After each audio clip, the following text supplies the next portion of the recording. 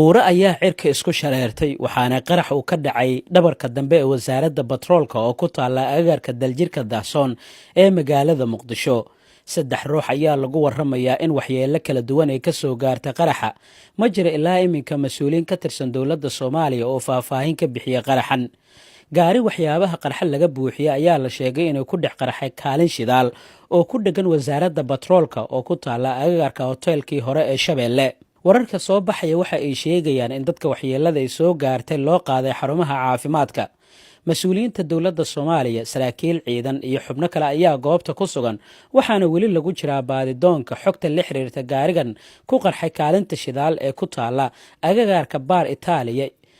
saraakiil ka tirsan ciidanka dowladda federaalka ee Soomaaliya iyo laamaha ammaanka ayaa goobta gaaray, waxaana socdo baadigoobka xogta gaarigan ku dhex qarxay kaalinta shidaal ee ku taala inta u dhaxaysa maqaayadda Baar Itaaliya iyo sidoo kale wasaaradda batroolka oo ah meel aan ka fogeyn daljirka Dahsoon.